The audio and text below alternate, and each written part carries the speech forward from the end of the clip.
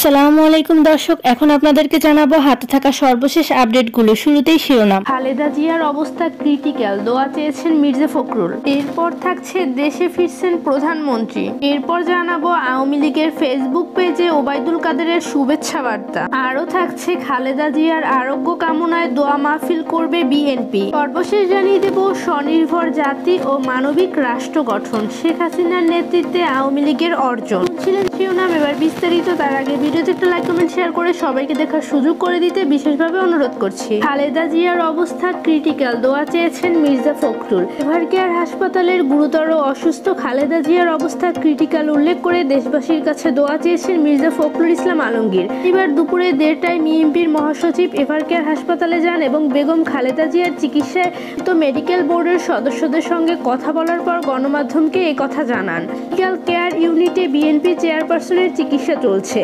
Medical বোর্ডের চিকিৎসক, nurse ছাড়া সবার প্রবেশ নিষেধের আরোপ করা হয়েছে। মাধ্যমকে বিএনপির মহাসচিব মির্জা ফখরুল ইসলাম বলেন, আজ 1:30টায় ম্যাডামকে দেখতে এভারকেয়ার হাসপাতালে গিয়েছিলাম। এখন তিনি সিইউতে আছেন। তার অবস্থা অত্যন্ত আশঙ্কাজনক এবং ডাক্তাররা এখন ভেতরে কাউকে যেতে দিচ্ছেন না। তিনি বলেন, আমি তার চিকিৎসার সঙ্গে নিয়োজিত ডাক্তারদের সঙ্গে কথা বলে যেটা বুঝলাম, ম্যাডামের অবস্থা বেশ ক্রিটিক্যাল। ডাক্তাররা আজকে সন্ধ্যায় সম্ভবত আবার বোর্ড মিটিং করবেন এবং বোর্ড মিটিং করে তারা পরবর্তী করণীয় নির্ধারণ করবে। তিনি আরো বলেন, আমি আহ্বান জানাতে চাই জনগণের কাছে তারা যেন ম্যাডামের সুস্থতার জন্য দোয়া করেন। আল্লাহ তাআলার কাছে সেই দোয়াই করি। বিএনপি চেয়ারপারসন খালেদা জিয়ার ব্যক্তিগত চিকিৎসক অধ্যাপক এজেডএম এ জাহিদ হোসেন বলেন, বিএনপির মহাসচিব এসেছিলেন, মেডিকেল বোর্ডের চিকিৎসকদের সঙ্গে কথা বলেছেন। ম্যাডাম সিসিইউতে ডাক্তারদের নিবিড়িত পর্যবেক্ষণে আছেন। চিকিৎসা চলছে, নতুন করে কিছু বলার মতো নেই। গুলশানের বাসায় ফিরোজার খালেদা জিয়া হঠাৎ অসুস্থ হয়ে পড়েন। শুক্রবার রাত 3:30টায় অ্যাম্বুলেন্সে করে এভারকেয়ার হাসপাতালে নিয়ে আসা হয়। দ্রুতই সিসিইউতে তাকে ভর্তি করে চিকিৎসা শুরু করেন মেডিকেল বোর্ড। দেশে ফিরেছেন প্রধানমন্ত্রী শেখ হাসিনা ভারতে 2 দিনের সরকারি সফর শেষে দেশে ফিরেছেন। শনিবার রাত 8:30টার দিকে প্রধানমন্ত্রী তার সফর সঙ্গীদের বহনকারী বিমান হযরত শাহজালাল আন্তর্জাতিক বিমানবন্দরে অবতরণ করে। এর আগে সন্ধ্যা 6:20 প্রধানমন্ত্রী এবং তার সফর সঙ্গীদের বহনকারী বিমান বাংলাদেশ এয়ারলাইন্সের একটি ফ্লাইট নয়াদিল্লির পালাম বিমানবন্দর ত্যাগ করে।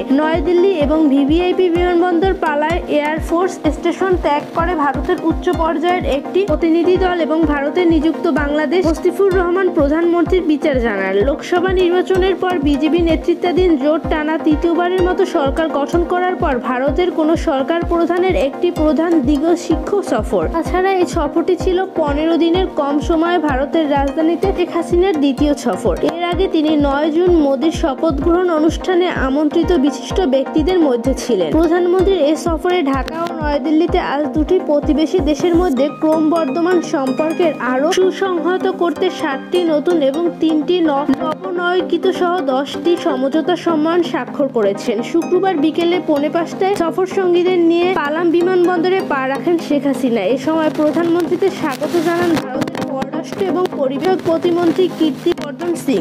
আওয়ামী লীগের ফেসবুক পেজে ওবায়দুল কাদেরের শুভেচ্ছা বার্তা। ইতিহাসে উন্মুক্ত পাঠশালা থেকে শিক্ষা নিয়েছেন আওয়ামী লীগে আমরা বীরদের ভাড়ালে দাঁড়িয়ে জীবনের জয়গান গাই, আমরা ধ্বংসস্তূপের উপর দাঁড়িয়ে সৃষ্টির পতাকা উড়াই, জাতির একটি দুর্গম এবং সংকটে হাত বাড়িয়ে দেওয়া আওয়ামী লীগের ঐতিহ্য। প্রতিষ্ঠাবার্ষিকী উপলক্ষে আওয়ামী লীগের এবং অফিসিয়াল ফেসবুক পেজ থেকে দেওয়া এক ভিডিও বার্তায় এ কথা জানান দলটির সাধারণ সম্পাদক ওবায়দুল কাদের। ওই ভিডিওতে তিনি আরো বলেন, জন্মলগ্ন থেকে অসহায় মানুষের পাশে থেকে অর্জন করেছি। দুর্যোগদের বিরুদ্ধে, ঝড়ের বিরুদ্ধে, অন্ধকারের বিরুদ্ধে অকুতভয়ে সামনের দিকে এগিয়ে যাওয়ার অপর নাম বাংলাদেশ আওয়ামী লীগ। ধীরে ধীরে ইতিহাসের চড়াই উত্তায় পেরিয়ে, সংকটের পথ পেরিয়ে প্রবল প্রাণশক্তি, জীবন ঘনিষ্ঠ কর্মসূচি নিয়ে জনমত কঠোর স্থান নিয়েছে বঙ্গবন্ধু মুজিবের কন্যা শেখ হাসিনা। প্রধানমন্ত্রী শেখ হাসিনা নিছক কোনো প্রধানমন্ত্রী নন, জানিয়েছে ওবায়দুল কাদের। তিনি একজন রাষ্ট্রনায়ক। তিনি পরবর্তী ইলেকশন নিয়ে শুধু ভারতে না, তার ভাবনায় পরবর্তী জেনারেশন হচ্ছে বড় কথা। রাষ্ট্রনায়ক হিসাবে নানা যুগান্তকারী পদক্ষেপের কারণে বঙ্গবন্ধু বাংলাদেশ আজ বিশ্বের মডেল। শেখ হাসিনা সংগ্রামী নেতা থেকে আজকাল জয়ী রাষ্ট্রনায়ক। সমগ্র বিশ্বে তিনি আজ মানবতার মাতা, উন্নয়নের নেতা হিসাবে পরিচিত। তার টার্গেট নেক্সট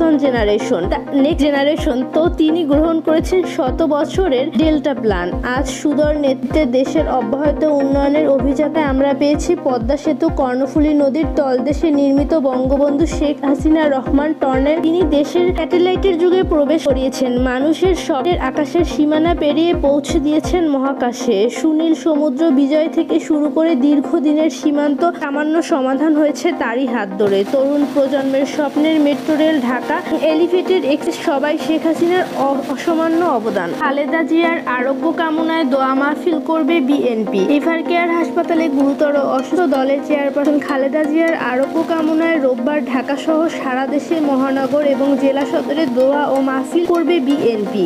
এদিন ঢাকা নয়াপল্টনে বেলা 11:30টায় এ দোয়া অনুষ্ঠান হবে। এতে দলের মহাসচিব মির্জা ফখরুল ইসলাম আলমগীর সহ জ্যেষ্ঠ নেতারা অংশগ্রহণ করবেন। শনিবার সন্ধ্যায় রাজধানীর নয়াপল্টনে দলের কেন্দ্রীয় কার্যালয়ে এক সংবাদ সম্মেলনে দলের সিনিয়র যুগ্ম মহাসচিব রুহুল কবির রিজভী এ কর্মসূচির ঘোষণা দেন। তিনি বলেন, ম্যাডাম এভারকেয়ার হাসপাতালে ডাক্তারদের নিবিড় পর্যবেক্ষণে চিকিৎসাধীন। আমরা দলের নেতাকর্মী সবাই বিষণ্ণ। আমরা মহান আল্লাহর কাছে তার সুস্থতার জন্য সবসময় দোয়া চাইব। শ্বাসকষ্টের কারণে হঠাৎ গুরুতর অসুস্থ শুক্রবার গভীর রাতে বিএনপির চেয়ারপারসন খালেদা জিয়াকে অ্যাম্বুলেন্সে করে এভারকেয়ার হাসপাতালে ভর্তি করা হয়। ৭৯ বছর বয়সী খালেদা জিয়া ডায়াবেটিস, অর্থোটাইটিস এছাড়া হৃদরোগ, ফুসফুস, লিভার, কিডনি সহ বিভিন্ন জটিল রোগে ভুগেন। সাংবাদিকদের এক প্রশ্নের জবাবে রিজভী বলেন, বেগম খালেদা সরকার অমানবিক ব্যবহার এবং আচরণ করছে। তারা যেভাবে তার মানবাধিকার এবং মানবতা হরণ করছে, এটা যদি সত্যিকার গণতান্ত্রিক সরকার থাকতো তাহলে করতে পারতো না। দেশের অর্থে আইনের শাসন এবং বিচার বিভাগের স্বাধীনতা থাকলে এটা হতো না। স্বনির্ভর জাতি ও মানবিক রাষ্ট্র গঠন শেখ হাসিনার নেতৃত্বে আওয়ামী লীগের অর্জন।